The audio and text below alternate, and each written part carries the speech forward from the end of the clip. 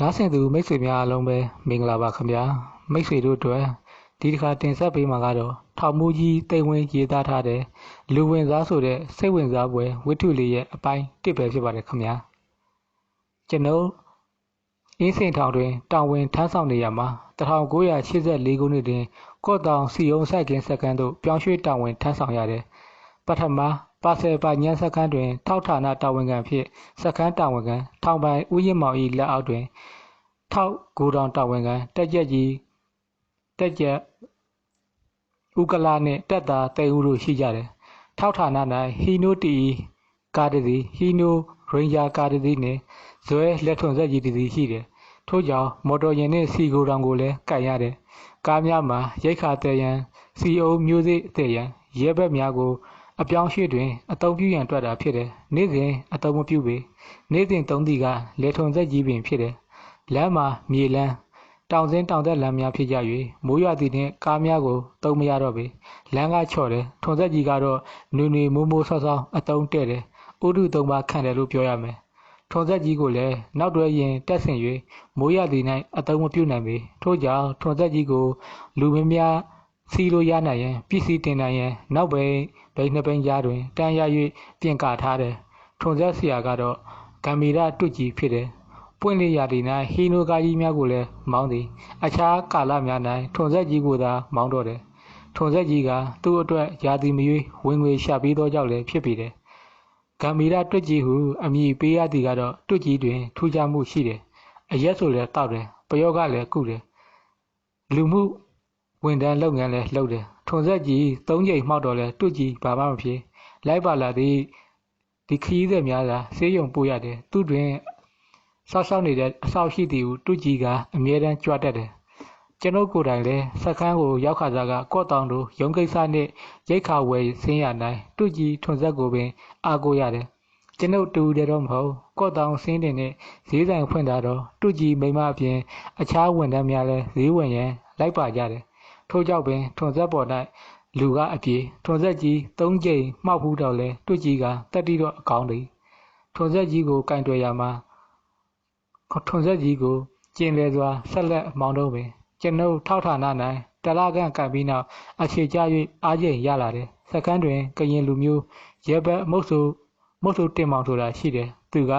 စက္ကန့်ရှိအရာရှိတွေအတွက်သားကောင်များရှာပေးရတယ်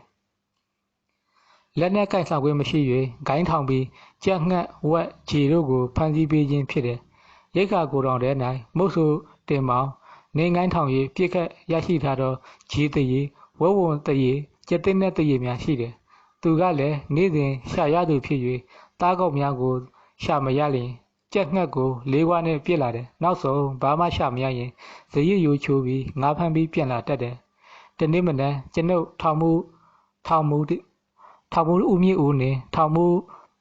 ဦးထွန်းလင်းအောင်တို့နဲ့မနက်စာထမင်းကျော်စားနေကြစဉ်မုတ်ဆိုးတင်မောင်အပြေးရောက်လာတယ်ဆရာတို့ကျွန်တော်ဂိုင်းထောင်ထားတာဟိုမှာဝက်တိုကြီးမိနေတယ်အဲ့ဒါလိုက်ပြစ်ပေးပါဦးထိုစဉ်အခန်းထဲမှာထောင်ပိုင်ဦးရင်မောင်ထွက်လာပြီးဘယ်နှမ်းမှလည်းတင်မောင်အကောင်အတော့ကြီးသလားကြီးတယ်ထောင်ပိုင်ကြီးအချိန်ကတော့80လောက်ရှိမယ်ကဲဘယ်သူသွားပြစ်ကြမလဲကျွန်တော်ကတော့အရင်ကတော့လက်ပြစ်နေကြဆိုပေမဲ့ဒီနေ့လေမွန်းကုတ်ကဲရေးရုံးမှာအစည်းအဝေးရှိလို့အခုပဲသွားရတော့မှာကိုသိန်းဝင်းကဘကိုးရောက်မှာဘကိုးယုံမှာအမဲတွေဘာတွေပြစ်လာတော့သွားမလားကျွန်တော်သွားပါမယ်ထောင်ပိုင်ကြီးတင်မောင်ကြီးအတော်လေးဝေးသလားကွပါဆယ်ပါညန်းရွာနာမှာဆိုတော့နည်းနည်းတော့လှမ်းတယ်ဆရာကျွန်တော်တူကြီးထွန်ဆက်နဲ့သွားမယ်ဆရာမြင်အောင်လို့ပါသွားပါခမစိတ်ကြိုက်ရိုင်ဖွဲကိုလည်းလက်နဲ့ခံတဲ့ကရွေးယူသားပါတနက်တွေကတော့အတစ်သေးပါပဲဟုတ်ကဲ့ဆရာကျွန်ုပ်ဒီဝက်ပြည့်ရန်ထွန်ဆက်ကြီးပါယူသွားမိဆိုတဲ့ဖြင့်ထောင်မှုဦးမြင့်ဦးနဲ့ဦးထွန်းလင်းအောင်တို့ကခနဲ့ကြတယ်ကိုသိန်းဝင်ကျွန်တော်တို့ကရောငရုတ်တီပါထောင်းထားရမလားငရုတ်တီမကဘူးညနေကျရင်ဝက်ကလိစာတဲ့မြည်ဖို့မဲခေါင်အရက်တလုံးကဝယ်ထားထို့စဉ်ထောက်ပိုင်ဦးရင်မောင်ကဝင်ပြောတယ်ကိုမြင့်ဦးတို့ကကိုသိန်းဝင်းကျောင်းကိုမသိသေးလို့ပါသူကပကိုးရုံးမှာနာမည်ကျော်မုတ်ဆိုးဗျမရအောင်ပြစ်ခတ်လိုက်မယ်မယုံမရှိကြနဲ့ဟုတ်ကဲ့ပါဆရာကျွန်တော်တို့ဒီညနေစာတွေမဲခေါင်ရက်ကိုပါဝယ်ထားပါမယ်ဟဲဟဲဒီမှာကိုမြင့်ဦးဝယ်မရခင်ခမရတို့ရဲ့ရက်ဖို့ကျွန်တော်ရော်မယ် ကျွန်ုပ်သည်ယူနီဖောင်းလဲပြီးအသင့်မှားထားသောတွတ်ကြီးထွန်ဆက်ဖြင့်မုတ်ဆိုးတင်မောင်ကိုပါခေါ်ကာထွက်လာကြတယ်။ပါဆယ်ပါညန်းစီအောင်ကြံအဆုံးတွင်လက်ရဘက်သို့ချိုးဝင်ရတယ်။တောလန်းဖြစ်တယ်။ဓနိတော်နီချောင်းရိုးချောင်းကိုရောက်တော့ထွန်ဆက်ကြီးသွားမရတော့ပေ။လေးပေခန့်ကျဲသောရိုးပြက်ကလေးဖြစ်တယ်။ဝါသရာလေးတော့ခင်ရတယ်။ကျွန်ုပ်တို့လမ်းကိုဆင်းပြီးတော့ခြောက်ကြရတော့တယ်။ဓနိတော်ကိုဖြတ်တော့အင်တိုင်းတော်တစ်ပင်ငယ်လေးများနဲ့ထမင်းစုပ်ချုံနဘူးချုံအိုဘိုးပင်ချုံကလေးများသာရှိတယ်။အင်တိုင်းတော်ကိုလွန်တော့မြတ်တော်ကကွင်းနဲ့ဂိုင်းတော်ကပင်လယ်ကမ်းစပ်နဲ့နီးလာပြီဖြစ်တယ်။မြတ်တော်နှင့်ဂိုင်းတော်မှလည်းတော်ဝက်များသွားထားသဖြင့်လမ်းဖြစ်နေတယ်။မြက်ပင်ရှည်ကြီးများမှာတော်ဝက်များသွားလာပါများလွန်၍လှိုင်ကောင်းတဲ့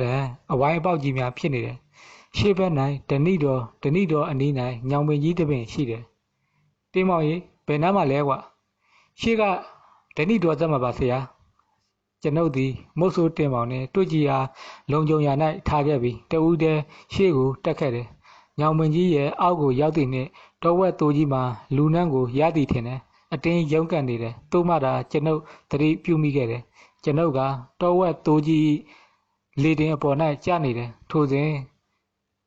ထောင်းဝုန်းဟုသောအတန်ကြားရပြီးနင်းကိုင်းကျိုး၍တော်ဝက်သိုးကြီးကကျွန်ုပ်အားပြေးထိုးတော့တယ်။သတိရှိတော့ကျွန်ုပ်ကလည်းလျှက်တစ်ပြက်ပြစ်ခတ်လိုက်ရတော့တယ်။ဒိုင်းကနေအတန်နဲ့တူသို့တော့ထိချက်မှာမကောင်းပေ။ဝက်သိုးကြီးဤတင်ပစုံကိုသာမှန်ပုံရတယ်။အတင်းတက်လာပြီးထိုးပြန်တယ်။ကံကောင်းသည်မှာနင်းကိုင်းနဲ့ဓနိပင်ညှိနေ၍ကျွန်ုပ်ထံသို့ရောက်မလာ။သို့တော့ဆယ်ပေကအကွာဝေးဖြစ်တယ်။ကျွန်ုပ်သည်ကြည်တစ်လဲပြီးဝက်သိုးကြီးကောင်အားအနီးကပ်ပြစ်ခတ်လိုက်ရတော့တယ်။ဒိုင်းကနေနဲ့တူနောက်ဘက်မှလက်ခုပ်တံများကြားရတယ်။မုတ်ဆိုးတင်မောင်နဲ့ထွန်ဆက်ဆရာတွတ်ကြီးတို့ကဗရာဘိုလှုပ်ရှင်ဖြစ်တယ်။ဆရာတော့ပါပြီတဲ့တခြားတနက်သမားဆိုရင်ပြေးတော့မှာအေးကွာငါလည်းကန့်ကောင်းပါတယ်ဓနိပင်နဲ့တောက်ကန်ညှိနေလို့ကျိုးပြက်သွားရင်တော့ငါလည်းမလွယ်ဘူးရှေ့ကကိုင်းနေတဲ့ညောင်ကိုင်းကြီးကိုခုံဆွဲရတော့မှာဟုတ်တယ်ဆရာတောဝက်ကမလွယ်ဘူးအလွန်မှန်ကြီးတဲ့အကောင်မျိုးဝတ်သူဆိုတော့ပိုဆိုးတာပေါ့ကဲတဲဖို့စီစဉ်ရကျွန်ုပ်ဒီအသင့်ပါလာတော့ရေဘူးကိုမောနေစဉ်မုတ်ဆိုးတင်မောင်နဲ့တွတ်ကြီးတို့ကဝတ်သူကြီးအားတဲဆောင်ရန်စီစဉ်နေကြတယ်ဝတ်သူကြီးမှာအချိန်80ခန်းရှိ၍ဝတ်တုတ်ပြီးဂိုင်းရှိုရီထမ်းကြရာမနိုင်မနှင်းပင်ကျွန်ုပ်သူတို့နောက်မှတနက်ထန်၍လိုက်ခဲ့တယ်ကျွန်ုပ်ဤကော့တောင်ဆက်ခန်းရောက်ပထမဆုံးပွဲပင်ဖြစ်တယ်ရိုးချောင်းဖြတ်ပြီးထွန်ဆက်ပေါ်တင်တော့လဲသူတို့နှစ်ဦးတည်းမနိုင်၍ကျွန်ုပ်ပါကူရသေးတယ်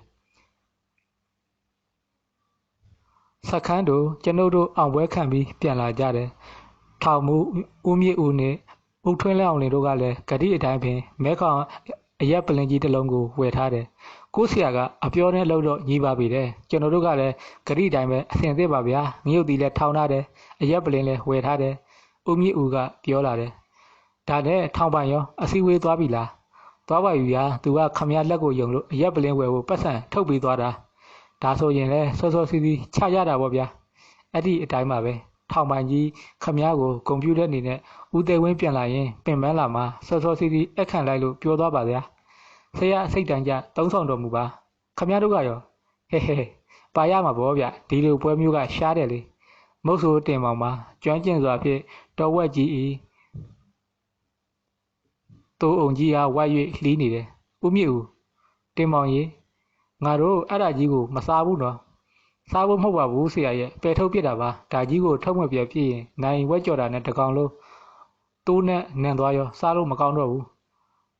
မုတ်ဆိုးတင်မောင်၏ကျွမ်းကျင်မှုအရာရှိဖို့မှာထမင်းချက်များ၏မျက်စံမှုကြောင့်ကျွန်ုပ်တို့မနက်10နာရီခန့်မှာပင်စပွဲထိုင်၍စားတော့ကြတယ်လက်ဆက်ပြီးကိုယ်တိုင်ပြစ်သောအသားဖြစ်၍အတော်လေးလဲစားကောင်းတယ်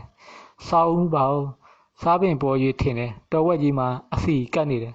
တော်ဝက်တို့ထုံးစံရန်သူများဒီပြေးလွှားနေကြသဖြင့်အစီကအိမ်ဝက်တွေလိုမထူပဲဂတ်ထုပြတစ်ချက်စာကန့်တာရှိတယ်ထိုနေ့ထိုအချိန်မှစ၍မုတ်ဆိုးတင်မောင်ဂိုင်းထောင်၍မိတော့တော်ဝက်နှင့်ခြေတို့ဟာကျွန်ုပ်ပင်လိုက်လံပြစ်ခတ်ပေးရသဖြင့်ကျွန်ုပ်လည်းမုတ်ဆိုးပြန်ဖြစ်လာတယ်စီယုံဆိုင်ကွင်ကြီးပတ်ဝန်းကျင်နှင့်တနင်္လာရီရိုးမအခြေကိုအတော်နှံ့ဆက်လာတယ်မုတ်ဆိုးတင်မောင်ကတော့ညမနက်တူးတဲ့တောဝင်တယ်အကောင်ကြီးများမမိသောနေ့တွင်ကျွန်ုပ်အားလာမခေါ်ပေသူ့ဘာသာဖြစ်ရှင်းပြီးတောကျက်ရစ်ကျက်ခြေလောင်ဖို့တင်းငွေကျက် ဖြူတို့ကိုနေ့စဉ်ပင်ဖမ်းဆီးမိလာတယ်။အရာရှိဖို့အတွက်ဟင်းစားကတော့မပြတ်ပေ။တင်မောင်ရှာပြေးသဖြင့်ကျွန်တော်တို့အဖွဲ့ဟင်းကောင်းအမြဲစားရတယ်။ရုံးပိတ်ရိတ်တရက်တနင်္ဂနွေနေ့တွင်မုတ်ဆိုးတင်မောင်ကကျွန်ုပ်ကိုအဖော်ဆက်တယ်။ဆရာဒီနေ့ကျွန်တော်ရုံးမပေါ်တက်ပြီးဂိုင်းထောင်ဘက်နေရာတက်ကိုကြည့်မလို့ဆရာကလိုက်မလားဆရာ။အေးလိုက်မယ်လေရုံးမပေါ်မှာဘာကောင်းတွေပေါ်တယ်လေ။စုံတယ်ဆရာဝက်နဲ့ချီရောလိပ်ပါပေါ်တယ်မနေ့ကညနေကကျွန်တော်ဝက်ဝွန်နဲ့တူလို့ပြေးလာရတာကြားနဲ့လည်းရှိတယ်ဆရာကျွန်တော်မှလက်နဲ့မပါလို့ဆရာကိုခေါ်တာပါအေးအဲ့ဒါဆိုရင်လည်းနောက်တစ်ယောက်ခေါ်အောင်ကွာ၃ယောက်ဆိုတော့နောက်ကျော်လုံတာပေါ့ဓာတ်ကောင်း2လက်လောက်လည်းယူခဲ့ကြကွာဟုတ်ကဲ့ဆရာဒါဆိုကျွန်တော်တပည့်ကြော်မြစ်ကိုပါခေါ်လိုက်မယ်သူလည်းအတွေ့အကြုံရှိပါတယ်ဆရာအေးကျွန်ုပ်ဒီယူနီဖောင်းအဟောင်းလဲတယ်တောမှာဆောင်းတဲ့အုတ်ထုပ်ဆောင်းရိပ်တောစီဖနက်ကိုစီးတယ်အမဲလိုက်ဓမြောင်နဲ့ရေဘူးလဲခါးတွင်ချိတ်လိုက်တယ်ပြီးနောက်လက်နက်ခံမှကျွန်ုပ်အသုံးပြုနေကြဓာတ်သမ333အမေရိကန်လိုက်ဖွဲ့နဲ့ကြီးစံ10တောက်ယူလိုက်တယ်ကျွန်ုပ်တို့3ဦးစက္ကန့်အနောက်ဘက်စီယုံခင်းကြီးကိုတမိုင်ခန့်ဖြတ်ပြီးတနင်္လာရီရိုးမအခြေသို့ကတ်ခဲ့ကြတယ်ရိုးမအခြေမီတာလမ်းအတွင်းရခင်ကရွာဟောင်းရှိခဲ့၍စားပင်သေးပင်ကြီးများရှိတယ်ပိန်းနဲ့ဒညင်းဒူရင်တရက်ပင်ကြီးများပေါ်တယ်စခန်းနှင့်ဝေးပြီးလူသူအရောက်ပေါက်နေ၍မြေပြင်ပေါ်သို့ကွေးကျနေသောရင်တဝုံနှင့်လာရောက်စားကြသည့်သားကောက်များလည်းရှိတယ်ထို့စဉ်တပူပူတီးနှင့်အတန်ကြားရသဖြင့်ကျွန်ုပ်တင်မောင်တို့အားလက်ကပြပြီးရှေ့တက်လိုက်စဉ်ဝက်အုပ်မှလူနှံ့ရသဖြင့်အလင်ပြေးသည်တော်သို့တန်ကြားလိုက်ရပြီးအကောင်ကိုမမြင်လိုက်ရပေတင်မောင်ရေငါတို့လေတင်ဘက်ကိုရောက်နေတယ်ထင်တယ်ဟုတ်တယ်ဆရာကျွန်တော်လည်းသတိမထားမိလိုက်ဘူးအေးမုတ်ဆိုးလုပ်ပြီးလေတင်လေအောင်မသိရင်တော့တနက်ကြီးထမ်းလာတာပဲအဖတ်တင်ပဲဘာကောင်မှရမှာမဟုတ်ဘူးဟုတ်ကဲ့ပါဆရာကျွန်တော်တို့လမ်းကြောင်းပြောင်းလိုက်ပါမယ်ကျွန်ုပ်တို့လမ်းကြောင်းပြောင်း၍ရိုးမအခြေသို့ကတ်ခဲ့ကြတယ်ဓနိရေငန်းနှင့်ကျိန်ပင်တောငပြောပင်များအခြေတွင်ဝက်လူအိုင်များကိုနေရာနှံ့တွေ့ရတယ်သို့သောတောဝက်တကောင်မှတော့မတွေ့ရတော့ပါကျွန်ုပ်တို့ဝရုပ်တော်ကိုကြော်ပြီးတက်ငယ်တော်ဖုံးနေသည်မုတ်ဆိုးလမ်းဟောင်းမှရိုးမပေါ်သို့တက်ခဲ့ကြတယ်မုတ်ဆိုးလမ်းဟောင်းမှာပြည်တော်လဲအကောက်အကွေးအစင်အတက်များတယ်နိုင်ဝက်ခံတက်မှရိုးမပေါ်ကိုရောက်တယ်တနင်္လာရီရိုးမမှာပကိုးရိုးမလိုမကျဲပြန်လက်ကျော်ကုန်းလိုတောင်တန်းကြီးသာဖြစ်တယ်တစ်ခုတ်မှုများသဖြင့်တစ်ပင်ကြီးတိတ်မရှိပါရွယ်အပင်များကတော့ထူထပ်တယ်ကျွန်းပြင်းကရိုးလိုတစ်ပင်များမတွေ့ရပြင်းမှာတောတရက်တောင်ပိန်းနဲ့ဒီဒူလက်ပံမြောက်ချော်နဲ့ကျိန်ယုံဝါးယုံများကိုသာအများပြားတွေ့ရတယ်ပကူးရိုးမတော်လိုစားပင်များတိတ်မတွေ့ရပေတောကောင်များကြိုက်တော့တောခွေးဇီးဖြူဖန်းကားပင်များကိုလည်းမတွေ့ရပေကျွန်ုပ်တို့တောင်ရောပေါ်တွင်လမ်းလျှောက်ကြစဉ်မြင့်မာပြီးအသီးများပြုတ်ခဲအောင်သီးနေတော့တောင်ပိန်နေပင်ကြီးတစ်ပင်ကိုတွေ့ရသဖြင့်ကျွန်ုပ်တို့ခိတ္တရက်လိုက်ကြစဉ်ကြွေကြနေသောပိန်နေသီးများအားစားနေသည့်ရေနှစ်ကောင်ကိုတွေ့ရသဖြင့်ကျွန်ုပ်ကအချက်ပြပြီးတင်မောင်တို့အားရက်ခိုင်လိုက်စဉ်တောက်ပိန်နေသီးတစ်လုံးမှပြုတ်ကျလာပြီးကျွန်ုပ်၏တနက်မှလည်းအတန်ထွက်သွားတော့တယ်ခြေတကောင်လဲကျကြံခဲ့တယ်ကျွန်ုပ်ကကြည်တစ်လဲပြီးတောင်ပိန်နေခြင်းပင်ကြီးပေါ်သို့မော့ကြည့်လိုက်ခြင်းတကူကူတကယ်ကဲဟူသောအတန်ကြီးဖြင့်ဝဲဝင်ကြီးတကောင်တစ်ပင်ပေါ်မှဆင်းလာတယ်ကျွန်ုပ်တနက်ဖြင့်အသင့်ချိန်ထားသည်မြေပေါ်ကိုရောက်၍ကျွန်ုပ်တို့ဘက်အလှည့်တွင်မှရင်ဘက်မှအဖြူခွက်ကြီးကိုတက်တက်ချိန်၍ပြချလိုက်တော့တယ်ဒိုင်းကနေအတန်နဲ့တူဝဲဝင်ကြီးမှအနည်းရှိတင်းမြစ်ကြီးကိုကြိုက်ခဲကုတ်ဖက်ရင်းငြိမ်သက်သွားတော့တယ်တော်လိုက်တာဆရာရဲ့တစ်ချက်တကောင်ပဲနော်ကျွန်တော်ကအပင်ပေါ်မောမကြည့်မိဘူးလေမတိုက်ပဲပိန်နေသီးတွေကြွေရနေလို့ငါလည်းသတိထားမိတာတင်မောင်ရေနောက်ဆိုရင်မှတ်ထားတဘာဝမကြတာဖြစ်လာရင်ပတ်ဝန်းကျင်ကိုအပေါ်အောက်စူးစမ်းမင်းတို့ပြောနေကြကြားနဲ့ဆိုတာလဲကြားမဟုတ်ဘူးတစ်နဲ့ကွာအဲ့ဒီကောင်မျိုးတွေကလည်းတစ်ပင်ပေါ်မှာပဲနေတတ်တယ်သတိထားကျွန်ုပ်တို့တောင်ပိန်နေပင်အောက်ရှိတောင်တရက်ပင်ကြီးတပင်အောက်၌နားကြတယ်လေတစ်ချက်ဝေးလိုက်တဲ့နဲ့တောင်ပိန်နေသည့်မှဲ့များမှာတဘုံဘုံကြွေကြလာပြန်တယ်မုတ်ဆိုးတင်မောင်တပည့်ကြော်မြစ်ကပြေးကောက်ပြီးစားကြတယ်ဟင်းချင်လိုက်တာအေးအဲ့ဒါကြောင့်လူမစားတာပေါ့တိရစ္ဆာန်တွေကတော့ချင်လဲစားကြတာပဲဇီးဖြူဒီဖန်းကားတီးတောင်ကြိုက်ကြသေးတာအယောင်နဲ့အစင်းအနံ့ကတော့ပိန်နေသည့်အတိုင်းပဲဟဲ့ထိုကဲ့သို့ကျွန်ုပ်ကပြောလိုက်တယ်တောင်ပိန်နေသည့်မှာရိုးပိန်နေသည့်တဲ့အလုံးငယ်တယ်အမွှာသေးတယ်တပင်လုံးပြုတ်ခဲနေအောင်တီးတတ်တယ် အပင်ကတော့အတော်ကြီးတယ်ပင်စီမှာအောက်ပိုင်းတွင်အခက်အလက်မရှိဘဲအပေါ်ပိုင်းကျမှသာအခက်အလက်ဝင်နေတတ်တယ်ပြင်ခွဲရန်တစ်တာရိုက်ရန်အတွက်အလွန်ကောင်းတယ်အသားမှာပြီးတွဲနှင့်ဝါထိန်နေတတ်တယ်တင်မောင်တို့ဝက်ဝင်ကြီးနှင့်ခြေသေးကြီးအားတည်ဆောင်ရန်စီစဉ်နေကြခြင်းကျွန်ုပ်ရေဘူးကိုဖွင့်၍အနားယူလိုက်တယ်ထိုစဉ်အောက်ပိုင်းရှုထဲမှတော်သိုးတန်နှင့်မဲအရေးတစ်ခုကိုကျွန်ုပ်လှမ်းမြင်လိုက်ရတယ်တင်မောင်ရေပိန်းတဲ့ပင်စီကြီးကိုကပ်ပြီးဓာတ်တွေအသင့်ပြင်ထားကြဟိုမှတစ်နဲ့တက်လာနေပြီကျွန်ုပ်လည်းတနက်အားမောင်းအသင့်ထိုထားကတောင်တရက်ပင်စီကိုကွယ်ရေးစောင့်နေလိုက်တယ်မကြပါမဲအရေးမှာတပင်မတပင်ကိုကူးရင်းတောင်ကျောပေါ်သို့တက်လာတယ်အလွန်လဲလှည့်မြန်လာတယ်ကျွန်ုပ်တနက်ဖြစ်ချိန်ရွေးပင်မရနောက်ဆုံးကျွန်ုပ်ကတ်နေတော့တောင်တရက်ပင်ပေါ်သို့ရောက်ပြီးငြိမ်သွားတော့တယ်မုတ်ဆိုးတင်မောင်တို့အားတွေ့တဲ့ဖြစ်ချောင်းနေခြင်းဖြစ်ပေမယ်အခြေအနေမှာအပေါ်ကြီးနှင့်အောက်ကဖြစ်၍ကျွန်ုပ်တို့တပန်းရှုံးနေသည်မုတ်ဆိုးတင်မောင်တို့နှစ်ဦးမှလည်းတောင်ပိန်းနှဲပင်ကြီးအားကြောကပ်၍ငှက်ကြီးတောင်ဓာကိုစီဖြင့်ရသေးနှက်ကြီးအားမျက်နှာချင်းဆိုင်ထားကြတယ်ကျွန်ုပ်မနေတာတော့ပါတနက်ပြောင်းကိုမော၍ဖြည်းဖြည်းချင်းလှုပ်ရှားရင်တင်းနှက်ကြီးကိုရှာရတယ်တင်းနှက်ကြီးမှာကျွန်ုပ်ကပ်နေသည့်တောင်တရက်ပင်ကွားစုံတွင်ထိုင်ရင်မုတ်ဆိုးတင်မောင်တို့အားခုံအုပ်ရန်အကွက်ချောင်းနေခြင်းဖြစ်တယ်ဖင်တရွကြွားအမိကတဖုတ်ဖုတ်ဖြင့်တစ်ပင်ပင်စီကိုရိုက်နေတယ်ပြက်မှတ်မှာကျွန်ုပ်နဲ့60ဒီဂရီတောက်အနေထားဖြစ်၍ချိန်ရတာအလွန်ခက်ခဲတယ်ပြည့်ချက်မပိုင်လျင်ကျွန်ုပ်တို့ခံရပေတော့မယ်ကျွန်ုပ်မုတ်ဆိုဒူတောက်အနေထားကပင်ကျသေးနဲ့ဤမီယိုကျသေးနဲ့ဤသူအောက်မီယိုအားတက်မဲ့စွာချိန်၍ခလုတ်ကိုညှင်သာစွာဆွဲလိုက်တယ်ဒိုင်းကနေအတန်နဲ့သူကျသေးနဲ့ကြီးတစ်ပင်ပေါ်မှပြုတ်ကျလာတယ်ကျွန်ုပ်ကိုမမြင်ပဲမုတ်ဆိုတင်မောင်တို့ကသာမဲနေသည်ဖြင့်အငိုက်မိသွားခြင်းလည်းဖြစ်တယ်တင်မောင်တို့ကဓာတ်ဖြစ်ခုတ်ရန်လုပ်သည်ဖြင့်ကျွန်ုပ်ကတားရတယ်ဟဲ့ကောင်တွေမလုံနဲ့တော့မလိုတော့ပါဘူးပေ20ခန့်အမြင့်တစ်ပင်ပေါ်မှာတင်းနက်အားဓာတ်သမ333အမေရိကန်ရိုင်ဖယ်ကြီးစံကမေးအောက်မှဝင်၍အုံနှောက်အားဖောက်ထွက်သွားခြင်းဖြစ်တယ်တင်းနက်ကြီးမှာအကျော်များဆွဲနေတော့လဲမလှုပ်ရှားနိုင်တော့တဖြည်းဖြည်းငြိမ်သက်သွားတယ်ဆရာရဲ့ကျွန်တော်တို့တော့သွားပြီးထင်တာဆရာပါလို့သာပဲနှုံးမဟုတ်ရင်တော့မတွေးရဲစရာပဲအေးနောက်မှတ်တာတနက်သမားမပါပဲဒီယူမကြောကိုမတက်ကြနဲ့တနက်တန်ကြားလျက်နဲ့အဝေးကနေလာပြီးပြန်မှုတာဘလောက်တောင်ကြောက်ဖို့ကောင်းတယ်နောက်ပြီးဒီကောင်မျိုးတွေကကြားလေးလို့မြေပြင်ပေါ်မှာနေတာလည်းမဟုတ်ဘူးတစ်ပင်တက်တာလည်းတအားကျွမ်းတယ်ဟုတ်ပါရဲ့ဆရာရဲ့ကျွန်တော်တို့ကိုတစ်ပင်ပေါ်ကနေကြီးနေလိုက်တာများမီးထွက်မတက်မျက်လုံးနီးနီးကြီးနဲ့အလွန်ကြောက်ဖို့ကောင်းတယ်ဗျာ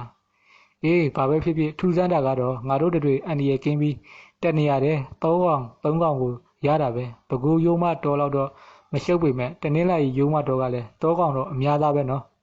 ဟုတ်ပါဆရာရဲ့ကဲတဲဖို့ဘယ်လိုလုပ်ကြမလဲကြော်မြင့်မင်းပြန်ရဲတယ်မဟုတ်လားစခန်းပြန်ပြီးလူခေါ်ကွာကျွန်တော်မပြန်ရဲဘူးကိုတင်မောင်လမ်းလဲကျွန်တော်မကြွမ်းဘူးကောင်းကွာငါပဲပြန်မယ်မင်းဆရာနဲ့ဒီမှာနေခဲ့တဲဖို့ပြဖို့အတင်းလုပ်ပြီးဝါခုတ်တာကဲဆရာကျွန်တော်စခန်းပြန်ပြီးလူခေါ်အောင်မယ်အေးလမ်းခီးကိုတော့ဂယူးဆိုင်ပြီးသွားကွာတော်ဝက်ကလွဲလို့ရံပြူးမဲ့ကောင်တော့မရှိတော့ပါဘူးဟုတ်ကဲ့ဆရာမုတ်ဆိုးတင်မောင်စခန်းပြန်သွားတော့ကျွန်ုပ်နဲ့ကြော်မြစ်တို့တောကောင်တင်များအားကြည့်ကြတယ်ကျတဲ့နဲ့ကြီးမှာ6000ခန့်ရှိပြီးအထီးကြီးဖြစ်တယ်ဝုံကြီးမှာလည်းပိတ်တာ90ခန့်ရှိ၍အထီးကြီးပင်ဖြစ်တယ်ကြီးမှာအချိန်15ခန့်ရှိ၍အထီးပင်ဖြစ်တယ်တိုက်ဆိုင်လုံးစွာတနေရာထဲမှာတည်ဆုံးကြပြီးအထီးများကြီးဖြစ်နေခြင်းကထူးဆန်းလာတယ်နိုင်ဝက်ကြတော့မုတ်ဆိုးတင်မောင်နဲ့အဖွဲ့တောတန်ပေး၍တက်လာကြတယ်မကြမီမုတ်ဆိုးတင်မောင်နဲ့ရဲဘက်6ဦးတောင်ကျောပေါ်ရောက်လာကြတယ်စခန်းမှာမင်းညိုဟူသောခွေးမတစ်ကောင်လည်းပါလာတယ်ဆရာထောင်ပိုင်ကြီးကပြောလိုက်တယ်ဘဝဝင်တဲကြီးနဲ့ကြားအားကိုသူ့လူချင်းနေတာနဲ့တော့ပဲတဲ့အေးဘောကွာအသက်ဆုံးပြီးပြစ်တာငါတို့အဖိုးတန်တဲ့ပြည်စီကြတော့သူတို့လူချင်းကြတာဟန်တော့မကြဘူးကွာဟာဆရာကလည်းကိုဆရာပဲပေးလိုက်စမ်းပါဗျာဒါနဲ့မင်းအောင်ခွေးပါလို့ခေါ်လာတာလေလိတ်ရှာဖို့လေဆရာရဲ့မိညိုကလိတ်ရှာတာအင်မတန်တော်တယ်လိတ်ရှာတာများကွာရိုးမပေါ်တက်ဆရာမလိုဘူးထင်တယ်တောင်ချီရင်းကချောင်းတွေမြောင်းနေတဲ့တင်ရှာရင်ရမှာပဲဒီကလိတ်တွေကချောင်းကျူမြောင်းရတဲ့မှာရှာလို့မလွယ်ဘူးဆရာကြီးဂုံးလိတ်တွေဖြစ်လို့တောင်ပေါ်တက်ရှာမှာပေါ်တာဆရာရဲ့ဆောက်လိတ်တို့စင်းကျော်လိတ်တို့ပေါ့ဆရာရဲ့တကောင်ကိုတပိတ်သာကြော်လောက်တော့ရှိရဲ့အလွန်လဲစားကောင်းတယ်မင်းညိုရှာပင်းရင်မနိုင်အောင် မနိုင်အောင်ကိုရတတ်တယ်ဟုတ်ရဲ့လားကွာအမဲလိုက်ခွေးကလိတ်ရှာပေးတယ်လို့ငါတော့မကြောက်ဘူးပါဘူးဖို့တို့ပတက်တို့ယုံရှာပေးတယ်ဆိုရင်တော့ဟုတ်ပါသေးရဲ့ကွာအဟုတ်ပါဆရာမယုံရင်ဆရာလိုက်ခဲ့ပါမင်းညိုအစွမ်းကိုသိရအောင်လေကျော်မြင့်နဲ့ရဲဘက်6ဦးတောကောင်များထမ်းပြီးပြန်သွားတော့ကျွန်ုပ်နဲ့မုတ်ဆိုးတင်မောင်တို့မင်းညိုဟူသောခွေးမကလေးဦးဆောင်ကတောင်ကျောပေါ်၌ရှောက်လာခဲ့ကြတယ်မကြပါရှေ့ပေ1000ခန့်မှာရှေ့ပေ100ခန့်မှာမင်းညိုဟောင်းတန်းကိုကြားရတယ်တစ်ကန်ချင်းရိုက်မိတန်မင်းညိုဟောင်းတန်းတဝိုးအပြင်မြောက်အော်တန်းများကိုလည်းကြားရတယ်မြောက်အုပ်ကြီးမှာမင်းညိုအားမကြောက်သဖြင့်မပြေးတော့လဲရုတ်တရက်ထွက်ပေါ်လာတော့ကျွန်ုပ်တို့ဟာသွေးတွေနှင့်တော်တိုးကတဝုံဝုံပြေးကြတော့တယ်ကျွန်ုပ်မြောက်မြားကြီးအထာကိုသိသဖြင့်ခိတ္တစောင့်နေလိုက်တယ်အလျင်ဦးဆုံးပြေးသောမြောက်ကောင်းဆောင်မှာအကြီးဆုံးဖြစ်တယ်သူကအလျင်ဦးဆုံးပြေးတော့လဲဝေးဝေးမပြေးတယ်မြောက်အုပ်ကြီးကြော်သွားမှသူကပုံအောင်နေသောတစ်ပင်မှာချောင်းကြီးတက်တယ်ထိုအချက်ကိုသိတော့ကျွန်ုပ်ကမြောက်ကြီးတစ်ပင်ကွာကြမှာချောင်းကြီးတင်နဲ့အသင်းချိန်ပြီးပြစ်ချလိုက်တော့တယ်ဒိုင်းကနေအတန်နဲ့တူခြုံတော့တဲ့ပြုတ်ကျသွားတော့မြောက်ကြီးဟာမိညိုကပြေးသွားပြီးမနိုင်မနှင်းချိလာတယ်ဟာမိညိုကတဲဟုတ်ပါလားကွာအားကိုရတာပဲဆရာဒါအသေးဖွဲပါမိညိုကဓာတ်ထက်တော်တာတွေရှိနေတယ်စောက်ကြည့်ပါဦးမြောက်သေးတကောင်ဟာမုတ်ဆိုးတင်မောင်ကအမီးနဲ့လက်ကိုတွဲချီ၍ထမ်းပိုးလာတယ်မိညိုကတော့ရှေ့ကပြေးပြန်တယ်မကြမီတောင်ကျောတစ်ခုပေါ်သို့ရောက်လာတယ်အင်ပင်ကလေးများပေါက်နေတယ်အင်ရွက်ကြီးများကမြေပေါ်ကျွေကြ၍မြေပြင်အားဖုံးလွှမ်းနေတယ်မိညိုကအင်ရွက်ကြီးတရွက်အားလက်ဖြင့်ရက်ပြီးနှုတ်သည်ဖြင့်ထိုးနေတယ်ပြီးနောက်တဝုတ်ဝုတ်အတန်ပေး၍အတန်ရှည်ဆွဲအော်နေပြန်တယ်ဆရာကြီးမင်းညိုတော့လိတ်တွေလို့အချက်ပေးနေတာဗျို့ဘယ်လိုအချက်ပေးတာလဲကွာမင်းညိုကသားကောင်တွေးရင်တဝုတ်ဝုတ်နဲ့ဟောင်းတယ်သူဖမ်းမိပြီဆိုရင်တော့တီအီအော်ပြီးသခင်ကိုခေါ်တော့တာပဲဆရာကြီးဟုတ်ပါတယ်ကျွန်ုပ်နေမုတ်ဆိုးတင်မောင်တို့မင်းညိုထံအရောက်တွင်ဆောက်လိုက်တကောင်အားနှုတ်သေးဖြစ်ထိုး၍ပလက်လှန်ထိုးပြီးမင်းညိုကဤတန်ပေးနေတယ်မုတ်ဆိုးတင်မောင်ကဆောက်လိုက်အားအသင်းပါလာသည့်လွယ်ရည်တွင်ကောက်ထည့်လိုက်တော့မှမင်းညိုကစေသူဆက်ပြေးပြန်တယ်ဒီလိုနဲ့တောင်ကျောပေါ်တွင်ဆောက်လိုက်6ကောင်ရရှိရာကျွန်ုပ်တို့ဆရာတပည့်မနိုင်မနှင်းတဲဆောင်လာခဲ့ကြတော့တယ်မင်းညို၏အစွမ်းဖြင့်ဆက်လက်၍ရှာဖွေလျင်ရိုးမကျောပေါ်မှဆောက်လိုက်များမျိုးတုံးကုန်လောက်ပါတယ်မြေချင်းအောင်သောလိမ်တရွက်ဆွေများအောက်၌ပုံနေသောလိမ့်မှန်များခွေးမလေးမင်းညိုသူအနက်ခံပြီးလျင်လွတ်ရိုးထုံးစံမရှိပေအလွန်ရှားပါသောအမဲလိုက်လိပ်ရှာခွေဖြစ်တယ်စကန်းသို့ပြန်ရောက်လျင်ထောင်မူကြီးမြစ်ဦးကမြောက်အုံနောက်ကျော်ခြေကလေးသာဟင်းကြားသားနှင့်ဝဝွန်သားတို့ဟာချက်ပြုတ်၍အမီးလုပ်ပေးပြီးမုတ်ဆိုးတင်မောင်ကမြောက်ခြေကဟင်းနှင့်လိပ်သားဟင်းချက်ပြုတ်ပေးတယ်မြောက်အုံနောက်ကျော်နှင့်လိပ်အသေးမှာစိတ်လာတယ်ကြားသားကတော့ညှိတယ်ဝဝွန်သားကတော့ကျွဲသားလိုအမြင်ကြီးကြီးနှင့်မဲမဲစားဘူးသည်ရှိအောင်စားကြတော့လဲစားမရဲပါထောင်ပိုင်ဦးရင်မောင်ကမဲခေါင်အရက်ထဲတွင်ကြားအားထည့်၍တိုက်တယ်ကြားအားဆိုသည်ကမောလကောက်ကွင်းလိုဖြူဝါအကျော်တုံးကြီးဖြစ်တယ်ဦးသိန်းဝင်ခမရကတော့မုတ်ဆူဇာတာပါတယ်ထင်ပါရဲ့တနေရာထဲမှာ3ကောင်3ကောင်ကိုအပိုင်ပြစ်နိုင်တယ်တောင်ယုံဆိုတော့မရနိုင်ဘူးဝန်တို့ကျက်သိန်းနဲ့တို့ဆိုတာအလွန်အန္တရာယ်များတာတစ်ချက်တည်းနဲ့လည်းမသိနိုင်ဘူးအလွန်ကိုလည်းအသက်ပြင်းပြီးမှန်ကြီးတဲ့ကောင်တွေကံကောင်းလို့ကျွန်တော်ရတာပါထောင်ပိုင်ကြီးဒီကောင်တွေတနေရာထဲမှာတေနေစေးနေလို့ပါဒီလိုလည်းပဲဟုတ်ပါမလားဗျာခမရရဲ့အတွေ့အကြုံညာကျွမ်းကျင်မှုလည်းပါလို့ရတာပေါ့ကျွန်တော်ပြောချင်တာကတော့ကြားအားနဲ့ဝက်ဝင်သေးကြီးပဲဆေးဘက်မှာအလွန်တန်ဖိုးကြီးပြီးအသုံးဝင်တယ်ဝက်ဝင်သေးကြီးစစ်စစ်ကအလွန်လဲရှားပါတယ်ခရမ်းသီးအပူနဲ့အလွန်တူတယ်သေးကြီးကိုအုပ်ထားတဲ့အညာတောင်ပါသေးတယ်ချောင်းဆိုးပန်းတာဒိဋ္ဌပြောက်တယ်လေဖြတ်တယ်ယောဂကိုလည်းနိုင်တယ်ယောက်ျားတွေအသက်ပန်းသေးပန်းညိုးယောဂလည်းပျောက်กินတယ်ကြားအားကတော့ယောက်ျားခွန်အားအတွက်အာတိုးသေးပေါ်အရက်ပလင်ထဲမှာစိမ်ပြီးတောက်ရုံပါပဲဆရာကြားအားဆိုတာကဘယ်နေရာကနေကြားစီကနေယူရတာလဲအဲ့ဒါကိုမုတ်ဆိုတိုင်းမသိကြဘူးဗျကျွန်တော်တို့ကတော့မုတ်ဆိုတင်မောင်ပြောပြထားလို့သိတာကြားတဲ့ကောင်မှာကြားအားဆိုတာကတခုပဲရှိတယ်ရှေ့လက်နှစ်ချောင်းနဲ့ရင်ဘက်မှာချိန်သီးလိုရွေ့လျားပြီးနေတာကြားရဲ့ရှေ့လက်နှစ်ချောင်းအနေအမြင့်အလှုပ်ရှားမှာလိုအပ်တယ်လို့နေရာရွှေ့ပြီးဘိုးချက်အားကိုတွန်းကန်တင်ပေးတာအဲ့ဒါကြောင့်ကြားတွေဟာနွားမတန်းတို့ကိုကိုက်ချိပြီးဆန်စီယိုးကိုခုံနိုင်တယ်ဆိုတာကြားဘူးမှာပေါ့အဲ့ဒါဟာမောလကောက်လိုအကွင်းကြီးဖြစ်နေတဲ့ကြားရဲ့တတိပေါ့ ဟုတ်ကဲ့ဆရာရှင်းပြလို့သိရတာကျေးဇူးတင်ပါတယ်ဒါပေမဲ့သင်းနဲ့ရည်ဆိုတာကလည်းထူကြတယ်လို့ကျွန်တော်ကြားဘူးတယ်သူတော်စင်တွေသင်းနဲ့ရည်ကိုခင်းထန်ပြီးတရားအထုတ်ရင်အနောက်ရှက်အဖြက်စီကင်းဝေးပြီးတရားသူတရားမြတ်ရနိုင်တယ်လို့သိရဘူးတယ်ဆရာဒါလည်းဟုတ်မှာပါကျွန်တော်လည်းကြားဘူးပါတယ်လက်တွေ့တော့မကြုံဘူးသေးဘူးတရားတွေမှာအစွမ်းစားတော့အကုန်ရှိကြတာပဲဥပမာဝက်တွေရဲ့မှန်ဆွဲစင်မှန်ဆွဲစပယ်ကြီးနဲ့ဝက်ဝင်တဲကြီးတို့စသည်တို့ပေါ့လေတနေ့တွင်ကျွန်ုပ်နဲ့ထောင်ပိုင်ဦးရင်မောင်တို့ဗန်ကိစ္စနဲ့ရိတ်ခါဝယ်ရန်အတွက်ကော့တောင်မျိုးတို့ဆင်းကြတယ်9မိုင်ခရီးဆိုင်တွင်နေ့လည်စာအစောစောစားကြတယ်ဗန်ကိစ္စချင်းလင်းပြီးနောက်ကျွန်ုပ်တို့ရိတ်ခါအတွက်အသားရှာကြတယ်ဝန်ထမ်းများအသားရိတ်ခါအတွက်ငါတစ်တာကြီးစားနေရ၍ညီးတော့ကြောင့်ဘဲဦးကလည်းထပ်နေပြီဓာတ်လုံးဟင်ဟုပြီးပြောင်းခေါ်ကြတယ်ကျွန်ုပ်အမဲလိုက်၍ရသောနေ့များတွင်တော့ဝန်ထမ်းနှင့်ရဲဘက်များဥများဆိုကြတယ်ကျွန်ုပ်တွင်လည်းရုံးကိစ္စတစ်ဖက်နှင့်မို့နေ့တိုင်းလည်းအမဲမလိုက်နိုင်နေ့တိုင်းအမဲလေတော့မုတ်ဆိုးတင်မောင်ကလည်းကြက်ငှက်လောက်သာရရှိတယ်အရာရှိဖို့အတွက်တော့အလျင်မိပါတယ်တော်ပါသေးတယ်ယနေ့ကော့တောင်ဈေးထဲတွင်အိမ်ဝက်သားရောင်းသူတူနှင့်တွေ့ရတယ်ကျွန်ုပ်တို့ငါးပိတ်သားဝယ်လိုက်တယ်ပြီးနောက်ဦးကျော်ဆိုင်တွင်အပန်းဖြေဘီယာဝင်တောက်ကြတယ်ညနေလဲစောင်းပေပြီဦးကျော်ကဆရာတို့ဝက်သားထုတ်ကြီးနဲ့ဆိုင်ကယ်တစ်စီးနဲ့2ယောက်စီပြီးတော်လန်းသွားရမှာအဆင်ပြေပါမလားဦးကျော်ရေထောင်ပန်ကြီးဆိုင်ကယ်က Honda 125ဆွဲအားကောင်းပါတယ်မီးလဲကောင်းပါတယ်ပူစရာမလိုပါဘူးမဟုတ်ပါဘူးဆရာကျွန်တော်ဆိုလင်းတာကဝက်သားစိန်ထုတ်ကြီးပါနေလို့ပြောတာတော်လန်းခကြီးမှာဒီညဘက်ကြီးဆိုတော့ကျွန်တော်မှာ6လုံးပြူလေးတက်လက်ပါပါတယ်ဦးကျော်ရာဒီလန်းနဲ့ဒီခီသွားနေကြပဲ2ယောက်တောင်ပါတာပဲကိစ္စမရှိပါဘူးဆရာတို့နေတာကတော်ထဲမှာပရှုနေပြီသူတို့ကဘာသာကြားတွေအဆောက်ကစားဝတ်သားကိုမကြိုက်ဘူးလေအဲ့ဒါကြောင့်လူတို့မမြင်ရတဲ့တရေတစီတွေကအနှောက်ယှက်ပေးမှကိုပြောတာပါဆရာရဲ့ကိုကျော်ကတဲပြောတယ်ကျွန်တော်တို့ကလည်းနားမလည်ကြီးမဟုတ်ထိုစကားကိုမရောက်စေရန်လှက်ပတ်ပြောနေခြင်းဖြစ်တယ်ကျွန်တော်တို့ဥကျော်ဆိုင်ကထွက်လာတော့ညနေ9နာရီကျော်ပြီတောရိပ်တောင်ရိပ်ကြောင့်မှောင်စားပြူးသလိုပင်ကောင်းကင်တွင်တိမ်များကဖုံးနေတယ်မကြခင်မိုးရွာနိုင်တယ်ဟွန်ဒါဆိုင်ကဟာဥယျာဉ်မောင်ကမောင်းနှင်ပြီးဝတ်သားတုတ်ကြီးဟာ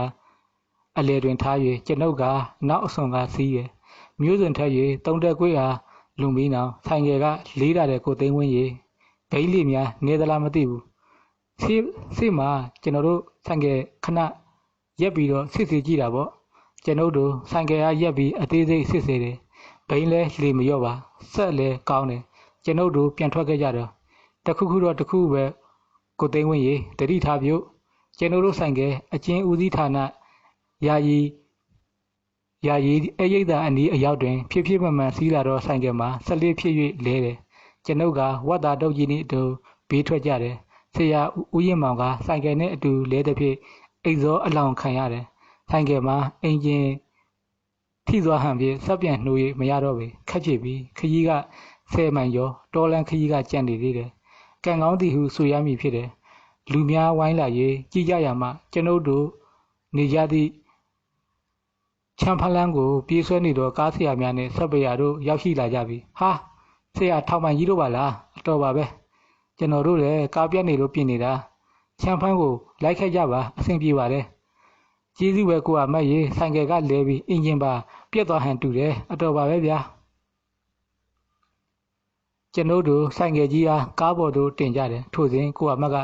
ဆရာဒါကဘာထုတ်ကြည့်လဲငါးတွေပါဗျာကော့တောင်စိတ်ကံကဆက်လီကစားဖို့ပေးလိုက်တာကျွန်ုပ်ပင်ကားဆရာတို့မတူမထီခင်ကားနောက်ခံခုံအောင်တို့ကောက်တင်လိုက်ရတယ်ကားကြီးထွက်လာတော့လေကျွန်ုပ်တို့မှမလွတ်လဲတောင်စင်းတောင်တက်များတွင်ဆိုင်ကယ်ကြီးအားထိန်းကင်နေရတယ်ခုံအောက်တွင်မိုးရေကွန်အိမ်နေထည့်ထားသောဝတ်သားတုတ်ကြီးကလည်းထွက်လာသည်ဖြင့်ခြေထောက်နဲ့ကန်သွင်းနေရသည်တဲ့9မိုင်မက်ကြီးဆိုင်ကိုကြော်ပြီးလေရင်ခွင်းအနီးရောက်တော့ကားမှပြက်ပြန်တယ်ကားဆရာတင်စပယ်ရမီးထွန်း၍ပြင်ရတယ်လီဘာကျိုးပြည့်၍ဟုဆိုတယ်15မိနစ်ခန့်ကြာတော့ဆက်ပြီးတော့ထွက်ခဲ့ကြပြန်တယ်10မိုင်ရအရောက်တွင်ကျွန်တော်တို့စကန်ဘက်တော်လန်တွင်ချိုးအဝင်တွင်ကားကပြက်ပြန်တယ်ကားကိုက်ပလိုက်တာဟုသိရတယ်တနင်္ဂနွေကြာအောင်ပြင်ရတယ်ကားမှာဆက်နိုးလိုက်ပြန်ရက်လိုက်ဖြစ်နေတယ်10မိုင်ရွာမှာကားဆရာအားသွားခေါ် ကားဆရာတောက်ခေါ်ရေးပြင်မှာပြန်ကောင်းတယ်ည9နာရီခန့်လဲရှိပြီတခုမှကျွန်ုပ်တို့ဆလောင်မှန်းသိတယ်တောရွာထုံးစံတိုင်းရွာမှာဆိုင်များပိတ်ကုန်ကြလေပြီတောက်ရည်ပင်မရနိုင်တော့ပြီထို့စဉ်ဦးရင်မောင်ကသူ့လွယ်လာသည့်တနက်အိတ်ကလေးထဲမှာပလင်းပြားလေးကိုတစုံတရာကိုပလင်းပြားလေးနဲ့တစုံတရာကိုနှိုက်ထုတ်နေတယ်ကိုသိန်းဝင်းရေရော့ပြိုကျုပ်လိုရမယ်ရဆောင်းထားတဲ့ပလင်းပြားလေးထဲမှာမဲခေါင်ရက်နဲ့ဆော့တာရောထားတာဒါကတော့အိမ်ကကလေးတွေဝယ်လာတဲ့ချောကလက်အစာပြေစားကြတောက်ကြတာပေါ့ဆရာပဲအရင်တောက်ပါဆရာကျွန်ုပ်တို့ချောကလက်ကိုမြည်၍အရက်ကိုတောက်ကြတယ်ဘီယာနဲ့ချီကိုမြည်သလိုပင်စာလောင်နေတော့ဝမ်းပိုက်တတင်ကတော့အဆင်ပြေသွားတယ်ရေတကွန်ကြောက်ကိုဖျဲကွတ်တော်ကိုင်တော်ကိုကြော်ပြီးနောက်ပါဆယ်ပါညန်းရွာကြီးကိုရောက်တယ်ကျွန်တော်တို့စက္ကန်းအစားအုပ်စီခင်းကိုကြော်ပြီးနောက်အင်မတန်းရွာကြော်ပြီးစက္ကန်းသို့ရောက်တယ်စက္ကန်းကိုရောက်တော့ညက7နာရီထိုးကြည့်ပြီရုံဖွဲ့မှာမအိတ်သေးပဲကျွန်တော်တို့ကစောင့်နေတယ်ပြီဆိုင်ကယ်ပြက်ကြီးဟာကားပေါ်မှာချဝတ်သားတုပ်ကြီးဟာဝန်တန်းဖို့တို့သွားအပ်ရတယ်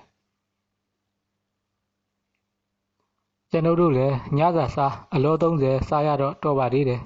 ယနေ့ညနေကမုတ်ဆူတင်မောင်ရေးချက်တကောင်ကိုဖမ်းရတာတစ်ဖြစ်ဟင်းကကောင်းတယ်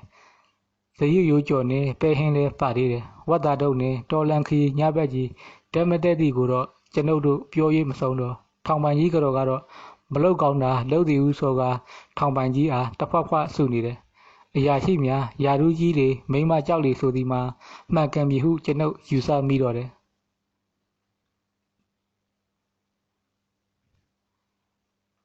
နောက်တနေ့မနက်တွင်အောက်ကျဆေးရုံသို့လူနာသွားဖို့ရင်ကျွန်ုပ်လည်းမရောက်ဘူးသေး၍တူကြီးထွန်ဆက်ကြီးဖြင့်လိုက်သွားတယ်စီယုံချံအတွင်းလမ်းမှသွားခြင်းဖြစ်တယ်ပါဆယ်ပါညံစီယုံဆန်အစုံဘန်းနွားရွာဘွက်တော်ကိုမရောက်မီညဘက်အတွင်းလမ်းသို့ချိုးဝင်ရတယ်ပါဆယ်ပါညံစက္ကန်းတွင်အောက်ကျစီယုံချံနယ်နိမိတ်ဖြစ်တယ်တမိုင်ကအတွင်းဝင်မှာချောင်းကလေးတစ်ခုသို့ရောက်ရှိတယ်ချောင်းကျော်မှာတင်းချိုင်းကုန်းအဆက်သို့ရောက်ရှိတယ်ရခင်ရွာတင်းချိုင်းအဟောင်းအားယခုစက္ကန်းတင်းချိုင်းအဖြစ်ဆက်လက်အသုံးပြုနေရကြောင်းထွန်ဆက်เสียတွကြီးကပြောပြတယ်မှတ်တိုင်ကလေးများနှင့်မြေပုံမှုကလေးများသာရှိတယ်အုတ်ကူဟူ၍မရှိလမ်းဘေးဝဲရတွင်တင်းချိုင်းနေရာဖြစ်တယ်တင်းချိုင်းအနီးရှိစီယုံပင်ကြီးများမှာအလွန်တန်မာထွားကြိုက်တယ်၃နှစ်သားကပင်ဖြစ်သေးတော့လဲစီသီးများဝေစာစွာတီးပွင့်နေတယ်စီယုံပင်များမှာတပင်တဲ၌ပင်အဖိုးအမလိန်စုံပင်ဖြစ်တယ်ညပိုင်းလူသွားလာတိတ်မရှိသဖြင့်စီသီးခိုင်များအားတောဝက်များစားရသည်ကိုလည်းတွေ့ရတယ်တင်းချိုင်းကုန်းကိုကျော်တော့တောင်ကုန်းတစ်ခုကိုတက်ရတယ်တောင်ကုန်းကိုကျော်မှဂုံးမြင့်တစ်ခုပေါ်တိုင်းစောက်ထားတော့အောက်ကျိုက်ဆန်ဆေးရုံကိုလှမ်းမြင်ရတယ်ဆရာဝန်ကဒေါင်းတာညီကျွန်တော်တို့ထွန်ဆက်ကြီးရောက်လာတဲ့နေ့စခန်းဆေးရုံမှာရဲဘက်များလူနာလာရောက်တည်ဆောင်ကြတယ်မကြမီဂုံးပေါ်မှစီမူဝင်းနိုင်နဲ့ဆရာဝန်ဦးညီတို့ကဆင်းလာတယ်လူနာကအရေးကြီးသားဦးသိန်းဝင်ဘာယောဂလဲမှတ်ဖျားယောဂပါပဲဆရာကျွန်တော်တို့စခန်းမှာရှိတယ်ဆေးနေတော့ကုထားတာမတတ်တာလို့ပါအေးဗျာဒီဒေသကလည်းငှက်ကလည်းကပ္ပပေါ်မှာအဆိုးဆုံးဂျီနဲ့တိုက်ပြမတတ်တာရင်တော့ကော့တောင်ဆေးရုံကြီးကိုတော့ပို့ရတော့မှာပဲဆရာဝန်ကလူနာမျက်စိဖြဲကြည့်ရင်ဘက်ကိုနှကြက်ဖြင့်ဝမ်းပိုက်အားခောက်ကြည့်ပြီးအရေးပေါ်ပြုစုရန်စီမူဝင်းနိုင်အားတာဝန်လွှဲပေးတယ်ဦးသိန်းဝင်းတို့ဒီမှာနေ့လည်သာစားသွားကြမလားဒီမှာတောဝက်သာရထားလို့ကျွန်တော်တို့ချက်နေတာနေပါစီဆရာရဲ့ကျွန်တော်တို့စက္ကန့်မှလည်းမကြာခဏစားရပါတယ်ကျွန်တော်တို့စက္ကန့်ဘက်သွားလေလိုက်အောင်မယ်ကျွန်တော်စက္ကန့်ဘက်ကိုသွားလေလိုက်အောင်မယ်အောက်ကျိုက်စက္ကန့်မှာခါရာတေးမမောင်တင်နဲ့အာဂျွန်တို့ရှိတယ်မဟုတ်လားရှိပါဗျာအဲ့ဒီလူတွေကဒီလိုတင်းတင်းကနေပိတ်ရက်မျိုးမှဆိုရင်တဏီကုံကစားနေကြတာကျွန်တော်ကိုတော့ဖိတ်ထားသေးတယ်အဲ့ဒါဆိုရင်ဆရာလည်းလာခဲ့ပေါ့ဗျာကျွန်တော်လည်းအဲ့ဒီစက္ကန့်ကိုမရောက်ဘူးလို့သွားလည်ရင်နေ့လည်သာစားမလားလို့ကောင်းဗျာဒီလူနာကိစ္စပြီးတာနဲ့ကျွန်တော်လာခဲ့မယ်ဟုတ်ကဲ့ဆရာကျွန်တော်တို့အောက်မှာစောင့်နေမယ်ကျွန်တော်တူကြီးတို့ထွန်ဆက်ကြီးအားပါဆယ်ပါညစက္ကန့်ပြန်လှုပ်လိုက်စဉ်တူကြီးကဆရာပြန်ကိုအတွင်းလမ်းကပြန်မှာမဟုတ်လားအေးလေငါမအပြင်လမ်းမသိတာတင်ញံကုန်းကိုတယောက်တည်းပြန်ရမှာတော့အဲ့ဒီတင်ញံကုန်းကတားနာမည်ကြီးတာဆရာဘယ်လိုမျိုးနာမည်ကြီးတာလဲတရေအလွန်6တဲ့တယောက်တည်းဆိုညနေဆောင်တာနဲ့ထွက်ပြီးတော့လိုက်တဲ့တော်စမ်းပါကွာထွက်လိုက်တော့လဲအဖို့ရတာပေါ့ပြေးရရင်လဲစက္ကန့်ကိုမြင်ပြန်ရောက်တာပေါ့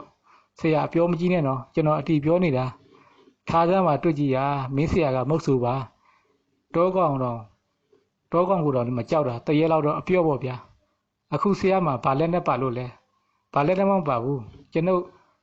စခန်းရုံးဘက်ကူးခဲ့တယ်စခန်းမှာယာယီစခန်းသာဖြစ်တယ်ပါဆယ်ပါညန်းစခန်းလိုတောက်တင်ခိုင်မာခြင်းမရှိတဲစခန်းအဆင့်သာဖြစ်တယ်ကုန်းမြေစင်ကြီးကျော်ပေါ်တွင်တိဆောက်ထားပြီးစခန်းအနောက်ဘက်တွင်တနင်္လာရီရိုးမတောင်တန်းကြီးကကာစီတာတစ်ဖြစ်အလွန်တာရပါတယ်စခန်းရုံးတဲကိုရောက်တော့ထောင်မှုအကျွန်းနဲ့ကာရာတေးမမောင်တင်တို့ကနှစ်ဦးတည်းကစားနေကြတယ်ကျွန်ုပ်ကိုမြင်တင်ပြီးဟာလာဆရာအတော်ပဲကျွန်တော်တို့ဘဲငန်းကြီးကစားနေကြတာနိုင်နိုင်ရှုံးရှုံးစားရမှာပဲပလင်းကတော့အသင့်ရှိတယ်ဘဲမငန်းကတော့ဘရုပစ္စည်းလဲထောက်ပိုင်းဦးကုကိုလည်းရဲ့ဘဲငန်းခြုံတဲ့လူကတက်ကြွရမှာဟာကိုလူတို့ရဲ့ထောင်ပိုင်းနဲ့ပြဿနာဖြစ်မှာပေါ့ကိုလည်းကြားရအမှုတွေဖြစ်နေအောင်မယ်ဆရာအသာနေပါကျွန်တော်တို့ဘာသာလုပ်တဲ့ကိစ္စပါဘာပြဿနာမှမပေါ်နိုင်ပါဘူးမကြမီသူတို့ပွဲပြီးသည်ထောင်မှုအာကျွန်းဆုံးတယ်သို့တော့အနည်းတွင်ရှိတဲ့ဘဲငန်းအုပ်ထဲမှာဘဲငန်းတစ်ကောင်ဟာခါလာတေးမမောက်တင်ကသူဤလက်ဆွဲတော်ခါလာတေးတို့ဖြင့်လှမ်းပစ်လိုက်ပြီးထောင်မှုအာကျွန်းအားအပ်တယ်ကဲကိုအာကျွန်းခမရတောင်းဝင်ပဲအမြန်ဆုံးမြည်လို့ရအောင်ချက်ပြီးတော့ထောင်မှုအာကျွန်းကလည်းရဲဘက်ဖို့ခေါင်းကိုခေါ်ပြီးအပ်လိုက်တော့တယ်ထိုအချိန်တွင်ဆရာဝန်ဦးညင်ကြီးရောက်ရှိလာတယ်ကဲဝိုင်းစားမယ်ပြုတ်၄ယောက်ဆုပ်ပြီကျွန်ုပ်တို့၄ယောက်ဝိုင်းစားကြတယ်ဝိုင်းမပြီးခင်နိုင်ပင်ဘဲသားဟင်းနဲ့တောဝက်သားဟင်းအမီးများရောက်လာတယ်ဆရာဝန်ဦးညင်ကြီးအစီအစဉ်ဖြင့်ဆေးရုံမှာတောဝက်သားနဲ့ဟင်းသင်းဟင်းရဲကြော်များလည်းရောက်လာတယ်ကျွန်ုပ်တို့စားကြတောက်ကြရင်ကစားကြတယ်ဘဲငန်းတစ်ကောင်လုံးချက်ထား၍အမီးမှအလျံပဲထမင်းပင်ထပ်မစားကြတော့စားတော့ပွဲပြီးသွားတော့ညနေပင်စောင်းနေကြပြီကျွန်ုပ်နဲ့ဆရာဝန်ဦးညင်ကြီးတို့ပြန်ခဲ့ကြတယ်စက္ကန့်ဆေးရုံ၌ဦးညင်ကြီးကြံခဲ့ပြီးကျွန်ုပ်တို့လည်းတင်းချိုင်းအားဖြတ်ကျော်ပြန်ခဲ့တယ်ညနေဆောင်နေဝေရီဒီရောအချိန်ဖြစ်တယ်တင်းချိုင်းကုန်းမှာအလွန်တိတ်ဆိတ်နေတယ်တင်းချိုင်းကုန်းကိုလက်ဝဲလက်ရလမ်းကချထားပြီးလမ်းနဲ့ရှင်လျက်ရိုးကလေးများချောင်းထဲစီးဝင်နေကြတယ်ရိုးထဲ၌ငါးကြီးများရှိဟန်လည်းတူတယ်တပွဲပွဲတန်ပေးပြီးပျော်မြူးနေကြတယ်ကျွန်ုပ်ငုတ်ကြည့်ရာတရောင်ခန့်ငရက်ကြီးများကိုတွေ့ရသလိုစရစ်ရိုးများလည်းတန်မာစွာမြင်ရတယ်တနေ့လောက်ရဲဘက်တသိန်းလောက်ခေါ်ပြီးငါးဘက်ပြီးစရစ်ချိုးမိဟုတေးထားလိုက်တယ်တင်ញံကုန်းကိုလွန်၍ဆက်ပြီးအကျယ်ခန့်ရှိတဲချောင်းကလေးကိုဖျက်ရတယ်ရေမှာဒူးစင်းခန့်ရှိတယ်ကျွန်ုပ်စိတ်ထဲ၌တရားဆောက်လို့စိတ်ဖြစ်မိတယ်ကျွန်ုပ်တို့ပါဆယ်ပါညာစခန်းမှာဆေးရုံပြရဲဘက်များနေ့စဉ်ဖျားလျက်တန်လန်းဖြင့်ဆိုင်းရည်တဲ့ဆင်းကူရသည်ကိုကျွန်ုပ်မမြင်လို့တကယ်တော့တင်းချိုင်းနေရာကလေးမှာဆန်းချောင်းကလေးဖြစ်အတော်တာရပါတယ်ရုတ်တရက်ကျွန်ုပ်၏စိတ်ထဲအတွေးတစ်ခုဝင်လာပါတယ်ကျွန်ုပ်အောက်ကျိုက်ချန့်စခန်းတို့ပြောင်းရွှေ့တောင်ဝင်ထမ်းဆောင်ရပါကတင်းချိုင်းကုန်းအားတက်ရှင်တာရစွာလုပ်မယ်ဆေးရုံပြဝန်တန်းရဲဘက်များအတွက်ချောင်းကူးတရားလေးစောက်ပေးမယ်ဟုကြံရွယ်နေမိတယ်ထို့စဉ်တင်းချိုင်းကုန်းခြေရင်ဗရောက်ပင်ကြီးများအုပ်ဆိုင်းနေသည့်ကြောင်ထဲမှာတဝဝရေတံကိုကြားရတယ်ကျွန်ုပ်တစ်ဖက်ကမ်းပေါ်သို့လှင်မြန်စွာတက်လိုက်တယ်။ချောင်းရည်ထဲရှိဗရောက်ကိုင်းများကြားမှမဲမဲလုံးလုံးကြီးနှစ်ခုပြေးထွက်လာခြင်းဖြစ်တယ်။မှောင်စပြုတ်ကျိန်မို့ဘာကောင်မှန်းတော့မသိကျွန်ုပ်လည်းဘာလက်နဲ့မှမပါတဲ့ဖြင့်ချောင်းကမ်းပေးရှိထွားတန်းကြော်ခန့်သာရှိသောပြင်းမပင်ပေါက်ပေါ်သို့တက်နေလိုက်တယ်။ကျွဲကြီးနှစ်ကောင်ဖြစ်တယ်။ဥကျိုတကားကားဖြင့်ကစုံဆိုင်း၍ပြေးချလာတယ်။နောက်ကတစုံတစ်ခုလိုက်သည့်ပုံပင်ကြောက်လန့်တကြားပြေးလာကြခြင်းဖြစ်တယ်မကြပါနောက်ကအကောင်ကိုမြင်လိုက်ရတယ်ခါတွင်အဖြူကြာကြီးပါတော့ကပတ်ကြသောဝတ်တူကြီးဖြစ်တယ်ဘူးပဲညွန့်ဂူဂူအေးအေးနဲ့ကြီးမားလာသောကျွဲကြီးနှစ်ကောင်ကကပတ်ကြာတော်ဝက်ကြီးကိုကြောက်လန့်၍ပြေးခြင်းမှာအလွန်ထူးဆန်းနေတယ်ကျွဲကြီးနှစ်ကောင်မှာစမ်းချောင်းအတိုင်းပြေးရမှမလွတ်မှန်သိရထင်ကမ်းပေါ်သို့တက်ပြေးကြတယ်အဆွဲပြူးပြူးတောဝက်တူကြီးမှာစမ်းချောင်းအတိုင်းဆင်း၍ဆက်ပြေးပြီးတောထဲဝင်သွားတော့တယ်ကျွန်ုပ်တစ်ပင်ပေါ်မှဆင်းပြေလို့အနောက်ဘက်မှတောတိုးတံများကြာရပြန်တယ်ရေတံတဝုံကြာရ၍ကျွန်ုပ်တစ်ပင်ပေါ်၌ငြိမ်နေရပြန်တယ်တောဝက်အုပ်ကြီးဖြစ်တယ်အမများသာဖြစ်ပုံရတယ်အကောင်ပေါက်များလည်းပါတယ်10ကောင်ခန့်ဖြစ်တယ်ကျွန်ုပ်တက်နေသောအပင်ကိုလွန်၍ကပတ်ကြာကြီးနောက်ပြေးလိုက်သွားကြတယ်ကို့တောင်စီအောင်ခင်းအတွင်းတွင်တောဝက်ပေါ်သည်ကိုယခုမှပင်ကိုတွေ့ကြုံရတော့တယ် နောက်မှဘာကောင်များထပ်ပေါ်လာအောင်မည်နီကျွန်တော်တစ်ပင်ပေါ်၌9မိနစ်ခန့်စောင့်ကြည့်နေရတယ်တဲ့နောက်ကဘာကောင်မှပေါ်မလာတော့အခြေအနေအေဂျင့်မှတစ်ပင်ပေါ်မှဆင်းပြီးပါဆယ်ပါညက်စက္ကန့်ဘက်ပြန်ပြီးအလုပ်တွင်တဝူးဝူးနှင့်ပါဆယ်ပါညက်စက္ကန့်ဘက်မှလာတော့အတန်ဖြစ်တယ်ကျွန်တော်ပြင်မပင်ပေါ်တို့ပြန်တက်နေရပြန်တယ်ကျွန်တော်သဘောပေါက်လိုက်ပြီးလူဦးတန်ဖြစ်တယ်တော်တွင်အချက်ပေးတယ်လည်းဖြစ်တယ်မိုးချုပ်တစ်ပြေမုတ်ဆိုးတင်မောင်တို့ကျွန်တော်ဟာလာကြိုခြင်းဖြစ်ပေမဲ့တို့တော့တေးကြသေးရင်ကျွန်တော်ညီနေလိုက်တယ်ဟုတ်ပါတယ်မုတ်ဆိုးတင်မောင်နဲ့ရဲဘက်2ဦးဖြစ်တယ်သူတို့တစ်ပင်ပေါ်ရောက်မှကျွန်တော်တစ်ပင်ပေါ်ကဆင်း၍ဟဲ့ကောင်တင်မောင်ခမဟာဆေးရပါလားကျွန်တော်တို့စိတ်ပူလို့လိုက်လာကြတာအေးကွာငါလဲကျွဲတွေနဲ့တူတော်ဝက်တွေနဲ့တူလို့တစ်ပင်ပေါ်တက်နေရတာတတ်တမ်းမပါလားနားတယ်ကွာဟုတ်တယ်ဆရာလမ်းမှာကျွဲနှစ်ကောင်ကြောင်းလန့်နေကြပြေးလာတော့ကျွန်တော်တို့တော့ရှောင်လိုက်ရသေးတယ်ကျွဲတွေကတော့အိမ်ကျွဲတွေပါတောထဲမှာလွတ်ထားတော့နည်းနည်းတော့ရိုင်းနေတယ်သူတို့နောက်ကလိုက်လာတဲ့အကောင်ကကပတ်ကြာခါမှာအပတ်ကြာပါတယ်ဝတ်သူကြီးကွာနဲတဲ့ကောင်ကြီးမဟုတ်ဘူးကျွဲနှစ်ကောင်ကကပတ်ကြာကြီးကိုကြောက်လို့ထွက်ပြေးတာငါဒီတစ်ခါပဲမြင်ဘူးသေးတယ်ကပတ်ကြာတော်ဝက်ကြီးကဝက်တွေရဲ့ဘယင်ပဲဆရာရဲ့ကျွဲတွေလည်းကြောက်မှာပေါ့ကပတ်ကြာဝက်ကမင်းမကူဘူးဆရာတက်တက်နဲ့ပြည့်လို့လည်းမရဘူးမင်းပြောတာဟုတ်မဟုတ်ကြုံရင်ပါသေးရဲ့ကွာငါကလက်တွေ့မှကြုံတာ